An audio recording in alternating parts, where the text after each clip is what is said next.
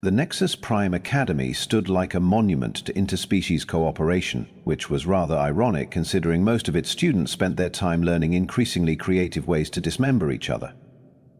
Located on the neutral moon of Sanctum 7, the Academy boasted the finest military training facilities in 3 star systems, complete with gravity adjusters, atmospheric processors, and enough safety equipment to make a Terran insurance adjuster weep with joy. Of course, when your student body includes species that can phase through solid matter, manipulate crystalline structures with their minds, and project energy beams from their fingertips, safety becomes a relative concept.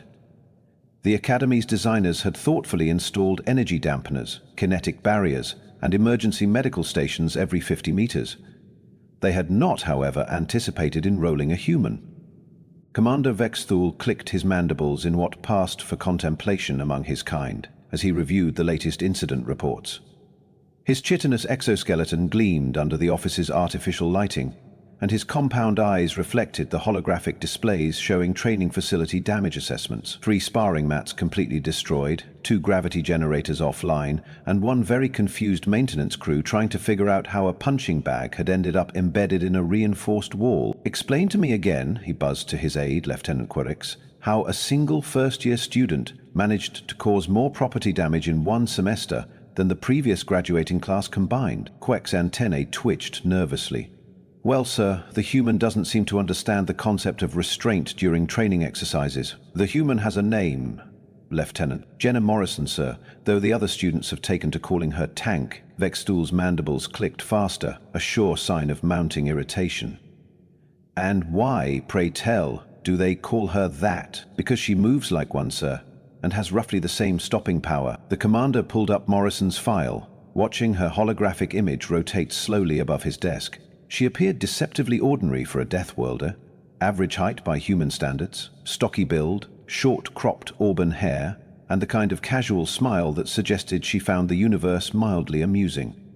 Her psychological profile indicated high intelligence, adaptability, and what the Terran military euphemistically called aggressive problem-solving tendencies. "Her test scores are impressive," Vexthul admitted grudgingly. "Top 5% in tactical analysis, mechanical aptitude through the ceiling, and her linguistic adaptation is remarkable. She's already fluent in Standard Galactic and picking up Valerian Highspeak." "Yes, sir. The Valerians find that particularly offensive." "Of course they do." The commander closed the file with a gesture. "Schedule a meeting with Morrison. I want to understand what we're dealing with before she accidentally levels the entire complex." Meanwhile, in Training Complex 7, Jenna Morrison was having what she considered a perfectly normal workout session. The other students, huddled safely behind reinforced barriers, might have disagreed. She'd started with basic calisthenics, push-ups, sit-ups, jumping jacks, the kind of routine that would barely qualify as a warm-up back home. Unfortunately, nobody had bothered to explain to the facility's sensors that human exercise patterns weren't meant to trigger emergency protocols. "Warning, seismic activity detected in Training Complex 7, announced the facility's AI in its maddeningly calm voice. "Initiating structural integrity scan." Jenna paused mid-burpee, sweat beading on her forehead despite the climate control. "It's just me, Nexus, doing human things." Clarification requested. Are human things a form of tectonic warfare? Only on Tuesdays. She resumed her workout, blissfully unaware that her routine was being broadcast live to the Academy's Xenobiology department as a case study in Deathworlder physiology. Professor Lithara, a willowy Zephyrian with the ability to phase shift through solid matter, watched in fascination as Jenna completed her 3rd set of pull-ups on a bar rated for twice her body weight. "Remarkable," the professor murmured to her research assistant. "Notice how she maintains perfect form even as the gravitational resistance increases. Most species would struggle to adapt to the variable G training environment." "Professor," the assistant ventured, "shouldn't we inform her that the gravity in her section is set to 1.3 standard? That's the advanced level." "Good point. Nexus, what gravity setting is Morrison currently training under?" "Current gravitational constant in Training Complex 7, 1.7 standard." Lithara's phase-shifted form flickered with surprise. "That's the elite level setting. How long has she been training under those conditions?" "Since her arrival 6 weeks ago." The human requested something closer to home. The professor made a note to add this to her growing file on human adaptability. She had initially dismissed the rumors about Deathworlder capabilities as typical frontier world braggadocio, but Morrison was proving to be a fascinating case study. The human's casual dismissal of environmental challenges that would incapacitate most species suggested that Earth's classification as a Class 10 death world might actually be conservative. Back in the training complex, Jenna had moved on to combat practice. The Academy's combat training philosophy emphasized what they called civilized warfare: energy weapons, force fields, and precise technical fighting styles that minimized physical contact. It was all very elegant, very refined, and absolutely nothing like the hand-to-hand combat training that had been drilled into her since childhood. She stood before a training dummy designed to simulate Valerian physiology, studying its crystalline structure and trying to remember the instructor's lecture about appropriate force application. The Valerians were proud of their combat traditions, viewing warfare as an art form that combined grace, precision, and overwhelming technological superiority. Their fighting style emphasized distance, control, and what they called elegant solutions to crude problems. Jenna threw a punch. The dummy exploded. Not dramatically. There was no fireball or shower of sparks. It simply ceased to exist as a coherent structure, its crystalline matrix unable to absorb the kinetic energy of what the human considered a gentle tap. Fragments scattered across the training mat, and several emergency sensors began chiming simultaneously. Warning: training equipment failure detected. Dispatching maintenance team. I barely touched it, Jenna muttered, examining her knuckles for damage. Finding none, she shrugged and moved to the next dummy. This one was designed to simulate Thrakari physiology: dense, energy-resistant hide capable of withstanding plasma bursts. She decided to try a different approach, opting for what her old drill instructor would have called a love tap to the solar plexus. The dummy folded in half. Okay, that's definitely not supposed to happen. By the time the maintenance team arrived, Jenna had worked her way through 6 different training dummies, each one representing a different alien species, and each one thoroughly defeated by increasingly gentle applications of human combat techniques. The maintenance chief, a long-suffering Grundak named Torek, surveyed the wreckage with the weary expression of someone who'd seen too many equipment malfunctions in recent weeks. "Let me guess," he rumbled in his species' characteristic bass growl. "The human was here. I was trying to be careful," Jenna protested. "Is human careful or normal careful? Is there a difference?" Torgeth gestured at the scattered remains of what had once been 6 expensive training dummies. Apparently, the maintenance team went to work with practiced efficiency, while Jenna retreated to the observation deck, where other students had gathered to watch the daily spectacle of human exercise. The group included representatives from most of the Academy's species, a cluster of nervous Zephyrians who kept phase-shifting whenever Jenna looked in their direction. Several Valerians maintaining their characteristic air of crystalline superiority, and a handful of Thrakari, who seemed torn between professional interest and existential dread. "She's getting stronger," whispered Kethvar, a second-year Valerian whose family had held military positions for 17 generations. His translucent skin had taken on the deep blue hue that indicated stress, and his internal light patterns flickered erratically. "That's impossible," replied his companion Zeflos. "She's only been here 6 weeks. Physical adaptation takes cycles of training. Tell that to the training equipment." They watched in fascination as Jenna began her cool-down routine, which consisted mainly of light stretching and what appeared to be casual conversation with the maintenance team. The humans' easy camaraderie with the working-class Grundaks was another source of bewilderment for the more aristocratic students, who maintained strict social hierarchies, even in academic settings. "I heard she arm-wrestled Torg last week," Kethvar continued. "Beat him in under 30 seconds. Impossible. The Grundaks are renowned for their physical strength. He's been treating her with religious reverence ever since." Indeed, Torag had developed what could only be described as a crush on the human, though he'd vehemently deny it if asked. In his culture, physical prowess was the highest virtue, and anyone who could casually outmuscle a member of his species while maintaining perfect politeness deserved respect. The fact that she'd bought drinks for his entire crew afterward had cemented her status as a figure of near mythical proportions in the maintenance department. As the training session wound down, students began filtering back to their dormitories, but one figure remained in the observation deck. Zephyr Colthane stood with the fluid grace characteristic of high-born Valerians, his crystalline features set in an expression of aristocratic disdain. Unlike the younger students who mixed fear with fascination when observing the human, Zephyr regarded Morrison with the cold calculation of someone who viewed her success as a personal affront. The Colthane family had maintained their position in Valerian society for over 3 millennia, their name synonymous with military excellence and cultural refinement. Zephyr had arrived at the academy expecting to add another chapter to his family's legacy, perhaps even earning the coveted designation of Prime Exemplar, the highest honor available to academy graduates. Then a Deathworlder had shown up and started breaking everything. It wasn't just the training equipment, though that was irritating enough. Morrison's casual disregard for the academy's carefully structured social hierarchy threatened everything Zephyr understood about proper order. She spoke to maintenance staff as equals, showed no deference to upper-year students, and, worst of all, seemed genuinely oblivious to the complex web of species-based social expectations that governed academy life. "Barbarian," he muttered in High Valerian, his internal bioluminescence pulsing with barely contained irritation. Unfortunately for Zephyr's sense of superiority, Jenna had indeed been studying High Valerian, and her linguistic adaptation was even better than her file suggested. She glanced up at the observation deck and offered a cheerful wave. "Thanks for watching," she called out in perfectly accented High Valerian.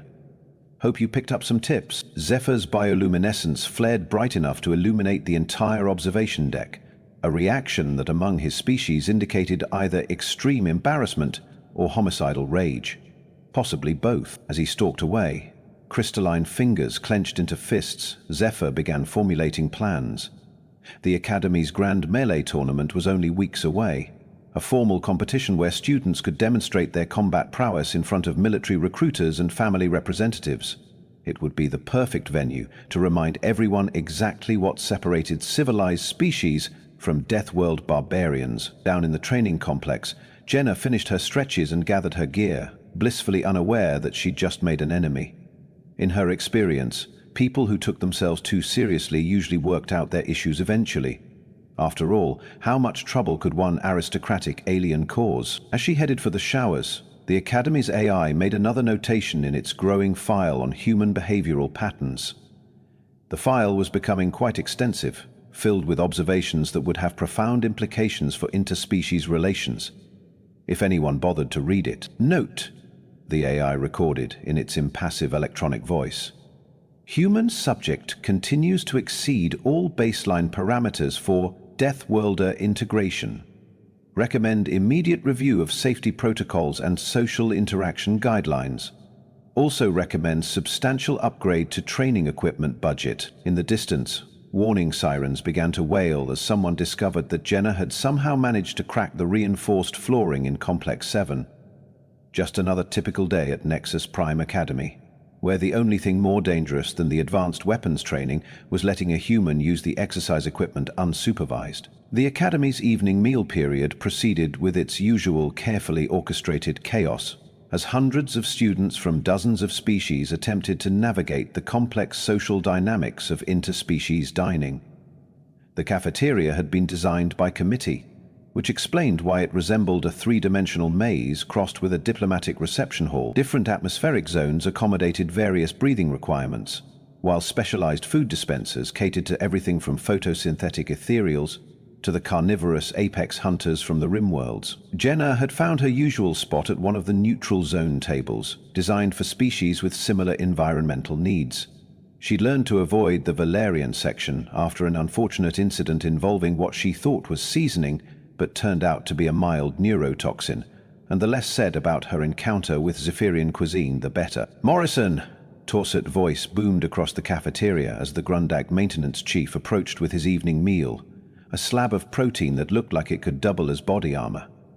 "Heard you cracked the floor in 7 today. Complete accident," Jenna replied around a mouthful of what the dispensers optimistically labeled Terran Skyle nutrition paste. "I was just doing some light cardio." "Light cardio," Torque repeated, his tusks gleaming with amusement. "You know the engineering specs on that flooring?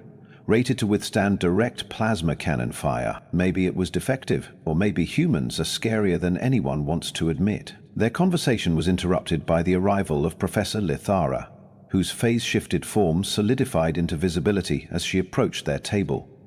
The Zephyrian academic carried herself with the dignity befitting her position, though Jenna noticed she maintained a respectful distance, something most of the faculty had learned to do after the great sparring incident of week 3. "Miss Morrison," the professor began, her voice carrying the melodic quality common to her species, "I was hoping to discuss your participation in our upcoming xenobiology symposium, the one about Deathworld adaptation patterns." "Precisely.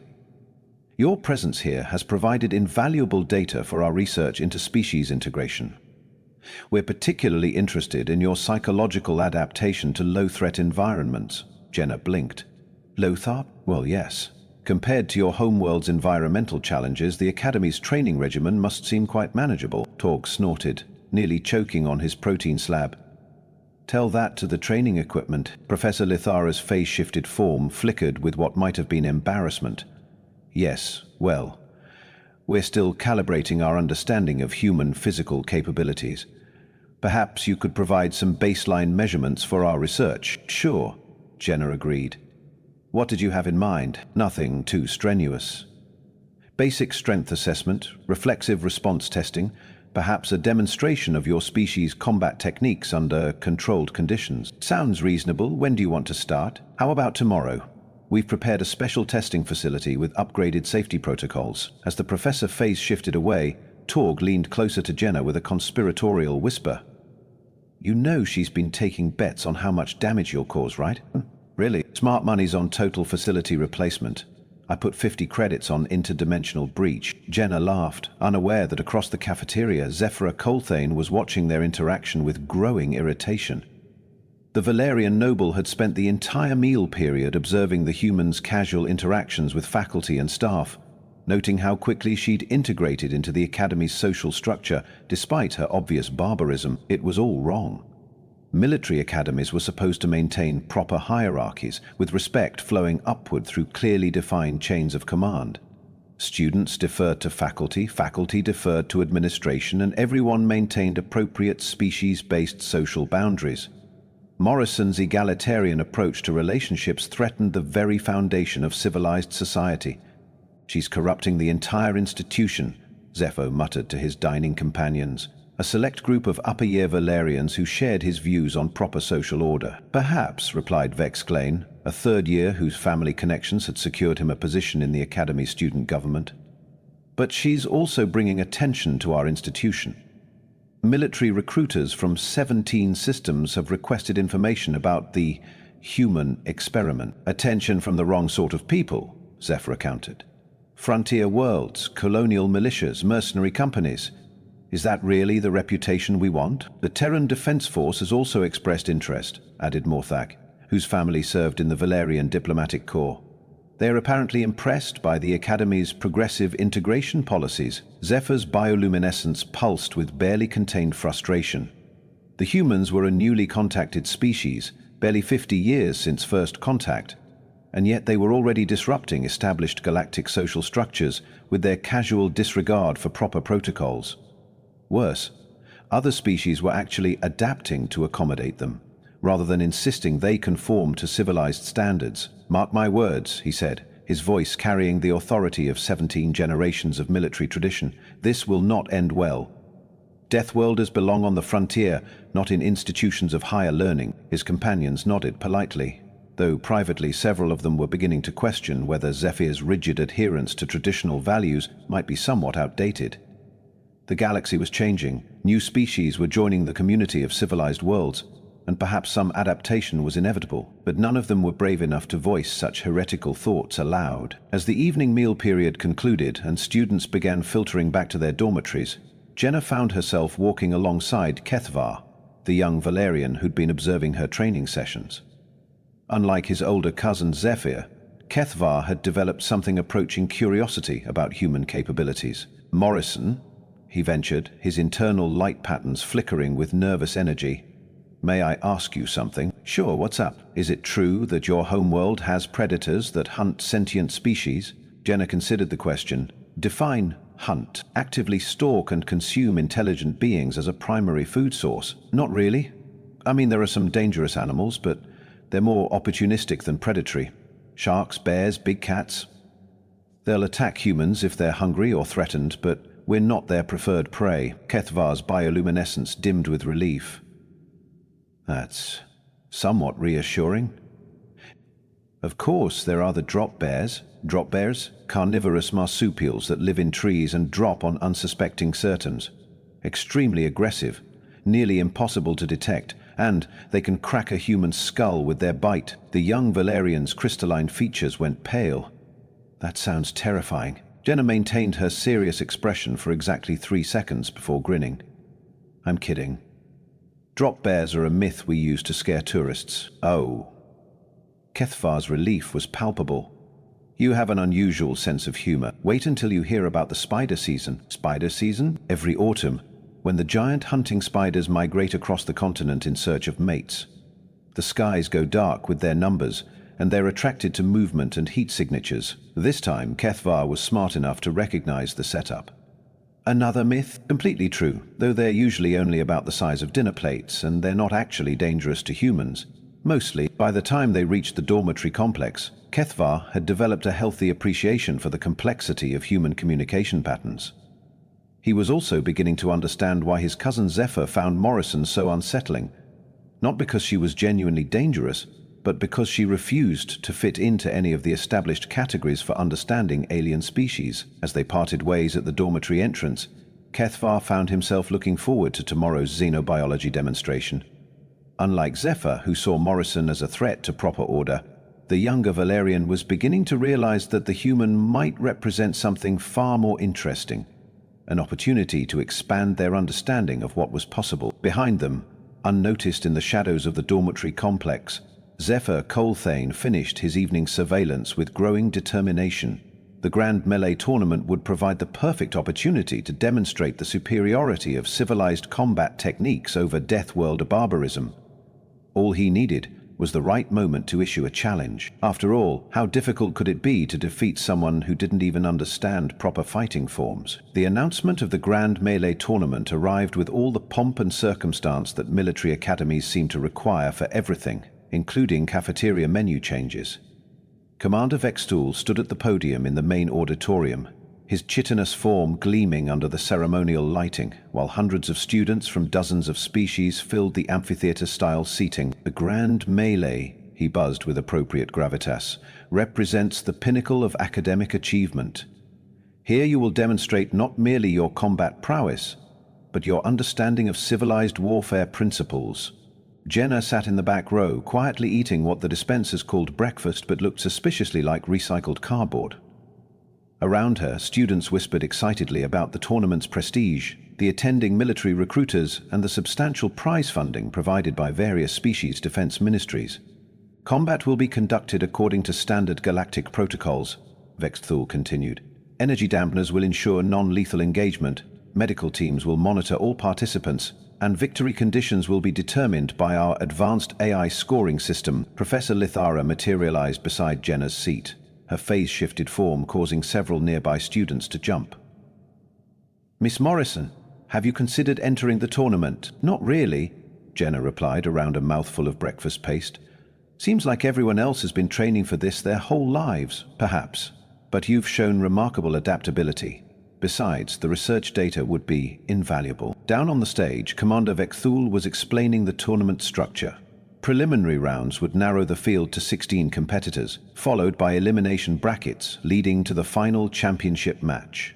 Winners would receive military commendations, scholarship opportunities, and most importantly, bragging rights that could last entire careers. Registration closes at the end of this week, the commander announced.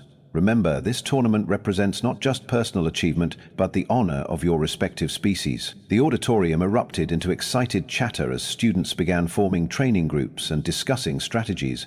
Jenna noticed that several conversations had suddenly gone quiet, with participants glancing in her direction with expressions ranging from curiosity to outright terror. I think they're worried about you entering, Professor Lizara observed. Why? I'm just a first-year student. You're also the student who accidentally destroyed 6 training dummies yesterday, cracked reinforced flooring, and somehow managed to arm wrestle a Grundak into submission. That was friendly competition. Tor is still telling anyone who'll listen that you're blessed by the machine spirits. Over the next few days, the academy buzzed with tournament preparation. Training complexes operated around the clock as students practiced their species' traditional combat forms. The Valerians worked on their crystalline blade techniques, elegant movements that combined martial artistry with technological precision. Zephyrians practiced phase-shifting combat, learning to materialize at precisely the right moment to deliver devastating attacks. Vakari students focused on energy projection, creating elaborate light shows that doubled as lethal weapon displays. Jenna, meanwhile, continued her usual routine of accidentally breaking equipment while trying to understand alien combat philosophy. She'd registered for the tournament almost as an afterthought, mainly because Professor Litara had offered extra credit for participating in her ongoing research project. The key to Valerian combat, explained Master Instructor Sithvel during a specialized seminar, lies in the harmony between technology and technique. Our crystalline matrices amplify natural abilities while maintaining perfect control, he demonstrated with fluid grace, his translucent form shifting through a complex kata that incorporated energy manipulation, environmental adaptation, and what looked like interpretive dance. Crystalline formations erupted from the floor in response to his movements, creating temporary weapons and defensive barriers that dissolved and reformed in perfect synchronization. Beautiful, breathed several students. Jenna raised her hand. What happens if someone just punches through the crystal? The instructor's bioluminescence flickered with confusion. I'm sorry, could you repeat that? Is crystalline formations. What if an opponent uses direct kinetic force instead of trying to match your energy patterns? That would be crude, inelegant. No civilized fighter would attempt such a barbaric approach. But would it work? Master Sithavel's internal light patterns shifted to indicate mild offense. Miss Morrison, Valerian combat techniques have been refined over millennia. They represent the pinnacle of civilized warfare. Sure, but I'm asking about the physics. Crystal structures have specific fracture points, right? Apply enough force at the right angle and they'll shatter, regardless of the energy matrix. The uncomfortable silence that followed was broken only by the sound of Zephyr Coltane's sharp intake of breath. The young noble had been watching the exchange with growing indignation, his aristocratic features set in an expression of barely contained outrage. Perhaps, he said, rising from his seat with fluid grace, some students would benefit from a practical demonstration of why traditional techniques have endured. Master Scythavel's mandibles clicked nervously. Mr. Coltane, I don't think I formally request a training bout with Miss Morrison. To demonstrate proper form, of course. The training hall went dead silent. Formal training requests were serious business at the academy, carrying implications that went far beyond simple sparring matches. They were typically used to resolve disputes between students of different species, and declining such a request was considered a significant loss of face. Jenna looked around the suddenly tense room, noting the mixture of excitement and horror on her classmates' faces. Sure, why not? If Master Sithavel had possessed human facial expressions, he would have been visibly sweating. Instead, his chitinous features simply twitched with barely controlled panic as he began setting up the formal sparring protocols. Energy dampeners were activated, medical teams were summoned, and the Academy's AI began recording everything for later analysis. Standard rules apply, the instructor announced, his voice carrying none of its usual confidence. Victory conditions, submission, incapacitation, or judge's decision. Combat will continue until one participant yields or medical intervention is required. Zephyr moved to the center of the training mat with predatory grace, his crystalline features glowing with anticipation. This was his element, formal combat, governed by rules and traditions that favored technical skill over crude strength. He'd spent years mastering the elegant techniques of his people, learning to channel energy through crystalline matrices with surgical precision. Jenna stepped onto the mat with considerably less ceremony, rolling her shoulders to work out the kinks from sitting through the morning's lectures. She looked distinctly underdressed for formal combat, wearing standard academy training gear instead of the ceremonial equipment favored by most species. Begin when ready, Master Sithravel announced, retreating to what he hoped was a safe distance. Zephyr immediately launched into his opening sequence. a flowing combination of movements that caused crystalline spears to erupt from the training mat around Jenna's position. The technique was flawless. Textbook Valerian combat that would have impressed military instructors from here to the core worlds. Jenna sidestepped the first spear, ducked under the second, and casually snapped the third one in half with her bare hand. The training hall erupted into shocked murmurs as fragments of shattered crystal scattered across the mat. Zephyr's bioluminescence flared with surprise and indignation as his perfect technique was dismissed with what appeared to be casual contempt. "Impossible," he breathed, reforming his crystalline weapons with increasing desperation. "Those matrices are reinforced with quantum-bonded molecular structures." "Yeah, they're pretty tough," Jenna agreed, examining the crystal fragment in her hand. "But they're still just crystals." What followed could hardly be called a fight. Zephyr threw everything he had at the human. Advanced techniques that represented centuries of Valerian military tradition, energy manipulations that should have been overwhelming for any first-year student, and combat forms that had earned him recognition as one of the most promising young warriors of his generation. Jenna treated it like a particularly interesting puzzle. She didn't fight so much as adapt, studying each new technique just long enough to understand its principles before finding the most efficient way to counter it. When Zephyr created energy barriers, she found the weak points in their construction. When he launched projectile attacks, she simply moved to where they weren't. When he attempted to trap her with complex crystalline formations, she broke them with precise applications of force that turned elegant structures into expensive debris. "This is fascinating," Professor Lithara whispered to her research assistant. "Notice how she's not actually fighting him, she's deconstructing his techniques in real time." "Should we stop this?" the assistant asked nervously. "Are you insane? The data we're collecting here will revolutionize our understanding of adaptive combat psychology." By the time Master Sithafel finally called a halt to the demonstration, Zephyr was breathing heavily, his internal bioluminescence flickering erratically with exhaustion and frustration. The training mat looked like a crystal mine had exploded, littered with the fragments of his shattered techniques. Jenna, meanwhile, looked mildly winded, but otherwise unaffected by the experience. "Well," she said, offering Zephyr a hand up, "that was educational. Thanks for the demonstration." The young Valerian noble stared at her outstretched hand as if it were a venomous snake. The casual offer of assistance, the complete lack of acknowledgement for his superior breeding and training, the dismissive tone that suggested she viewed their formal combat as nothing more than a learning exercise, it was all too much. "This isn't over," he said, his voice carrying a cold fury that made several nearby students step back involuntarily. Jenna shrugged. "Okay. Same time tomorrow?" As the training hall slowly emptied, Professor Lithara approached Jenna with barely contained excitement.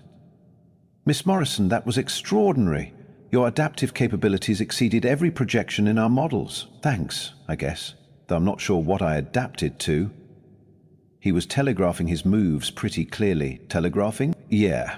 The whole crystalline formation process takes about 3 seconds from initiation to manifestation. That's plenty of time to see what he's planning and move accordingly. The professor's phase-shifted form flickered with amazement. "You were analyzing his technique in real time?" "Well, sure. Isn't that what you're supposed to do in a fight?" As Jenna headed for the showers, leaving behind a training facility that looked like a geological disaster zone, Professor Lithara began frantically updating her research notes.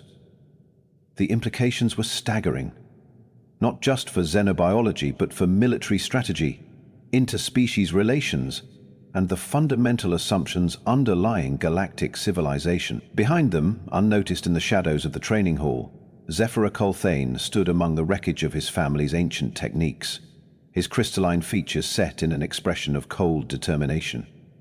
The Grand Melee Tournament would provide a more formal venue for demonstrating Valerian superiority, with official recognition and military witnesses. This time he would not underestimate the Deathworlder's crude capabilities. This time he would end this humiliation permanently. The Grand Melee Finals arrived with enough ceremony to make a diplomatic summit jealous. The main arena had been transformed into a gladiatorial spectacle, complete with holographic displays, multi-species commentary teams, and betting pools that had somehow become an unofficial academy tradition. Military recruiters filled the VIP sections, while students packed the general seating, their excitement creating a cacophony of clicks, buzzes, chirps, and various untranslatable vocalizations. Commander Vexhul stood at the center of the arena, his ceremonial armor gleaming under the spotlights.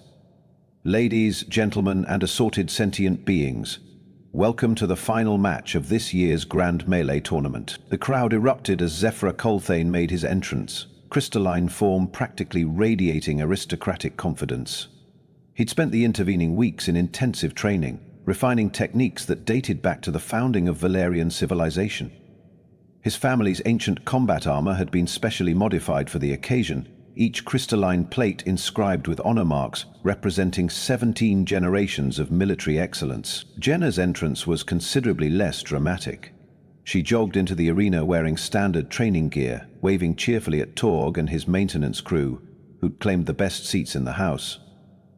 The Grundak chief held up a sign reading, "Tanks smash pretty rocks," in 5 different languages. "Our finalists represent a fascinating study in contrasts," announced Professor Lithara from the commentary booth. Zephyr Colthane embodies centuries of refined Valerian combat tradition, while Jenna Morrison brings the unpredictable adaptability characteristic of Deathworld species. "Translation," muttered her co-commentator, a gruff Thrakari veteran named Grixtal. "The Crystal Boy's got fancy moves and the human's going to break something expensive." The preliminary rituals began with Zephyr performing the traditional Valerian Onakata, a flowing sequence of movements that demonstrated perfect harmony between warrior and weapon. Crystalline formations erupted around him in precise geometric patterns, each one dissolving and reforming in perfect synchronization with his movements. Jenna spent the same time doing jumping jacks. "Unusual warm-up technique," Professor Lithara observed diplomatically. "She's loosening up her shoulders," Grixtal replied. "Smart." Crystal Boy's got reach advantage. When the match officially began, Zephyr immediately launched into his most sophisticated technique, the prismatic convergence, a combat form that created multiple crystalline duplicates while channeling energy attacks through quantum-folded space. It was beautiful, elegant, and, according to military textbooks, completely unstoppable. Jenna watched the light show with obvious interest, head tilted like she was solving a particularly engaging math problem. When the energy beams converged on her position, she simply wasn't there anymore, having sidestepped with the casual efficiency of someone avoiding a puddle. "Fascinating adaptation speed," the professor noted. "She's treating this as a learning exercise rather than combat." Zephyr's frustration mounted as technique after technique failed to connect. The human moved with maddening efficiency, never where his attacks landed, never responding with the crude counterattacks he'd prepared for. She seemed genuinely curious about his abilities, studying each new technique with academic interest before finding its obvious weaknesses. The turning point came when Zephyr abandoned elegance for desperation. His family's honor demanded victory, his species' reputation required dominance, and his personal pride could not tolerate defeat by a barbaric Deathworlder. In a moment of crystalline clarity, he realized that traditional techniques were insufficient. He would have to get his hands dirty. The grab happened faster than most species could track. Zephyr phase-shifted through his own crystalline barriers, abandoning defensive positioning for a direct assault on Jenna's throat. It was crude, inelegant, and completely contrary to everything Valerian combat philosophy represented. It was also the worst mistake of his life. Jenna's response was pure human reflex, a textbook grapple encounter that her drill instructors had beaten into muscle memory through 10,000 repetitions. She didn't think, didn't plan, didn't consider the relative fragility of crystalline bone structure compared to human skeletal systems. She just moved. The sound that echoed through the arena defied easy description. Part crack, part crystalline chime, part structural collapse. Zephyr's collarbone, a delicate lattice of quantum-bonded crystal designed for elegance rather than impact resistance, simply ceased to exist as a coherent structure. The young Valerian's scream cut through the sudden silence like a thermal lance through tissue paper. "Medical emergency in the arena," the AI announced with its customary calm. "Dispatching trauma teams." Jenna stood over her opponent, looking genuinely confused. "Did I do something wrong? I thought this was supposed to be non-contact sparring." In the commentary booth, Professor Lithara was frantically updating her research notes, while Grixtal muttered something unprintable in 3 different languages. "Well," the Thrakari veteran finally said, That's definitely going in the textbooks. The arena fell silent, except for Zephyr's whimpering and the approaching sirens of emergency medical vehicles. Jenna knelt beside her opponent, her expression shifting from confusion to concern as she realized the extent of his injury. "Hey, medical's on the way," she said gently.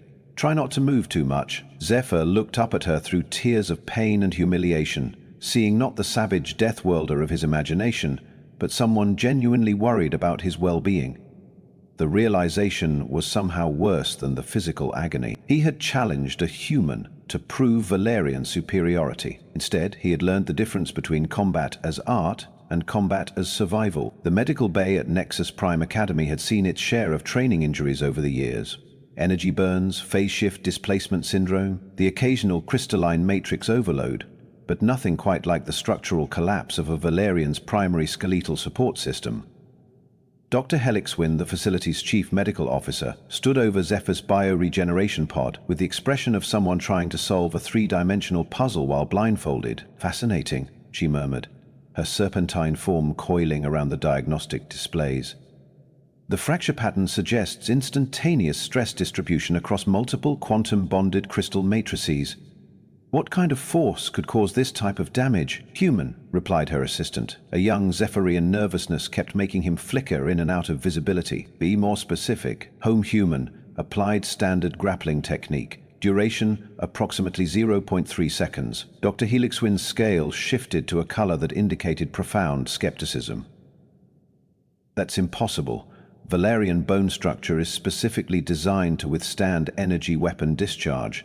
No biological force could." She paused, reviewing the diagnostic data with growing amazement. The injury was surgically precise, targeting exactly the stress points that would cause maximum structural failure with minimum applied force.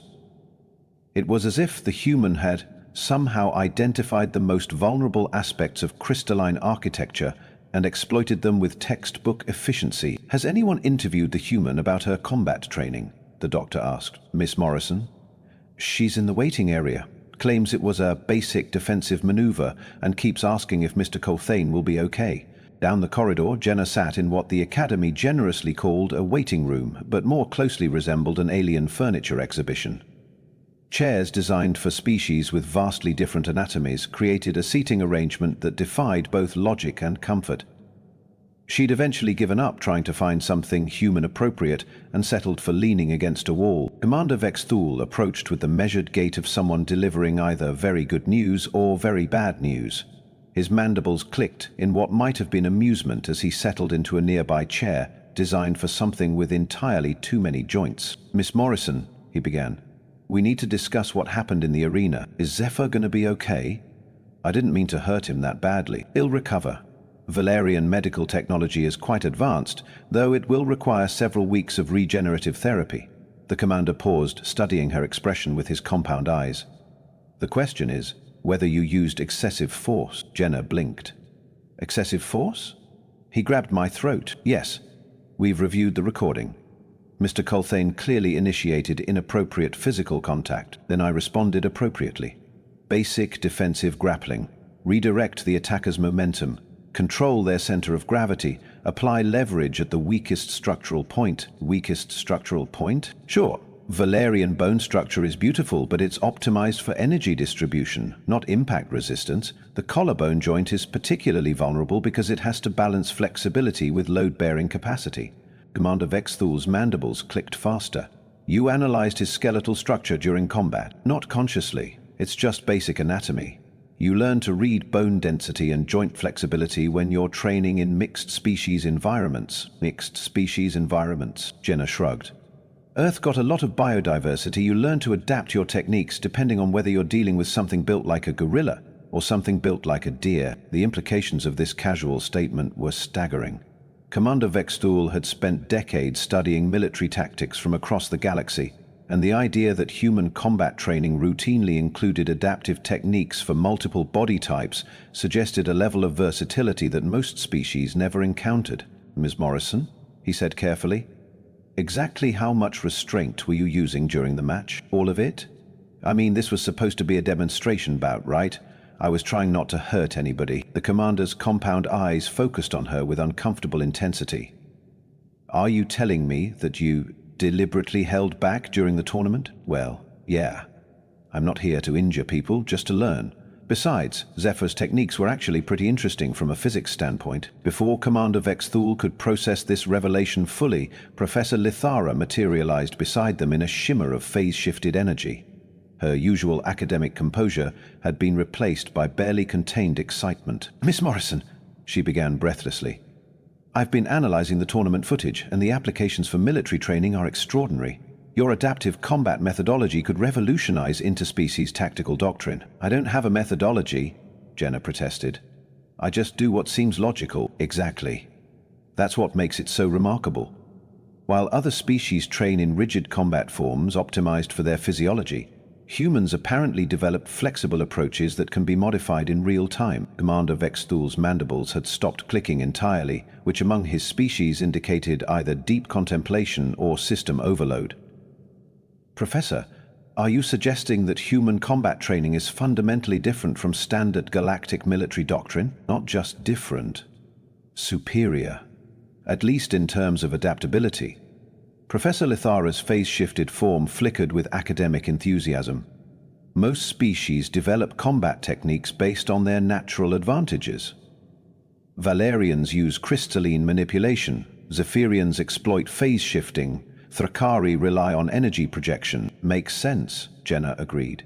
"Use what evolution gave you." "But humans," the professor continued, "humans don't have any obvious natural advantages. So instead you developed techniques for fighting everything else." The waiting room fell silent as the implications sank in. Commander Vexthul found himself reconsidering decades of assumptions about military training and species specialization. If humans routinely trained to fight opponents with different physiologies, different advantages, different natural weapons, then they were essentially learning to counter every possible combat style simultaneously. This explains so much.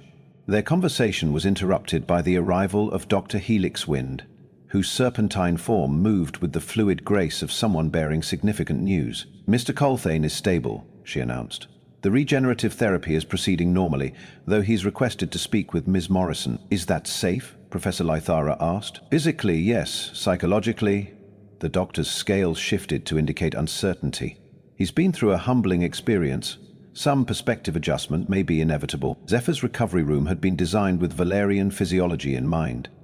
Crystalline surfaces that resonated with his species' natural frequencies, carefully calibrated lighting that enhanced their bioluminescent communication, and atmospheric processes that maintained optimal humidity for crystalline bone regeneration. The young noble looked smaller somehow, his aristocratic bearing diminished by medical equipment and the visible scaffolding supporting his reconstructed collarbone.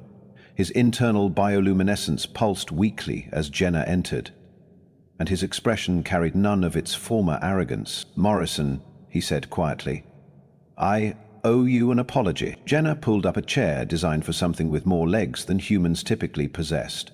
"For what?" "For underestimating you. For assuming that strength meant barbarism." He paused, his crystalline features shifting with obvious discomfort. "For grabbing your throat like a common thug." "That wasn't great technique," Jenna agreed diplomatically. "My family has maintained military traditions for over 3 millennia, Zephyr continued, his voice carrying a weight that hadn't been there before. "We pride ourselves on honor, discipline, and civilized conduct. Yet when faced with defeat, I abandoned everything I was taught and resorted to crude violence. Everyone makes mistakes when they're frustrated, but you didn't." His bioluminescence flared briefly. "Even when I attacked you directly, your response was controlled, precise, measured. You could have seriously injured me, but you used exactly the force necessary to end the threat." Jenna considered this. "I guess. Though I still feel bad about the collarbone thing. Don't. It was an educational experience." Zephyr's expression shifted to something approaching humility. "I spent weeks studying your combat techniques, trying to find weaknesses to exploit, but I was approaching it all wrong." "How so?" "I was looking for ways to defeat human barbarism. I should have been trying to understand human restraint." Over the following weeks, word of the tournament spread throughout the academy and beyond. Military recruiters who had initially dismissed human applicants began requesting detailed reports on Deathworlder training methodologies. Academic institutions started developing exchange programs with Terran military academies. Most significantly, the academy's curriculum began incorporating what they tactfully called adaptive combat principles, though everyone knew they meant human-style fighting. Commander Vexthul found himself fielding inquiries from military commanders across 17 star systems, all wanting to know more about species that could train for combat against unknown opponents. The strategic implications were staggering. While other militaries specialized in fighting specific types of enemies, humans were apparently training to fight everyone. Professor Lithara published her research to considerable academic acclaim, though she was careful to emphasize that human combat effectiveness stemmed from necessity rather than natural aggression. Growing up on a world filled with dangerous creatures had forced humanity to develop flexible survival strategies that translated remarkably well to interspecies conflict. Jenna, meanwhile, continued her studies with characteristic obliviousness to the minor revolution her presence had triggered. She attended classes, accidentally broke training equipment, and maintained her friendly relationships with maintenance staff and faculty alike.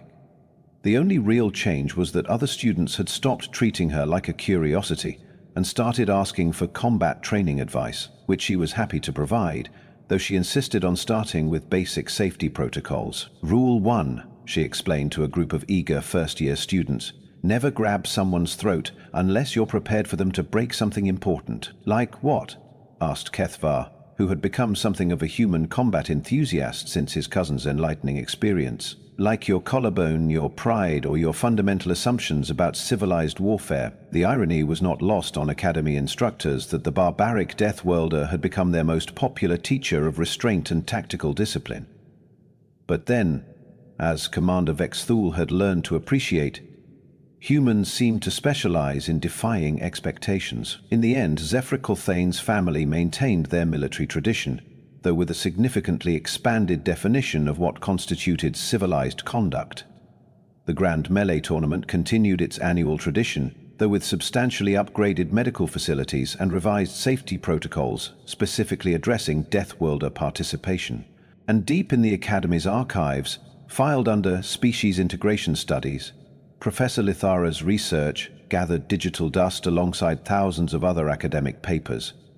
None of the military strategists who requested copies bothered to read her conclusion, which noted that humanity's greatest tactical advantage wasn't their adaptability, their physical capabilities, or their creative approach to problem solving. It was their consistent refusal to be as dangerous as everyone assumed they were. After all, in a galaxy full of species trying to prove their superiority through violence, the real revolutionaries were the ones who proved their strength through restraint.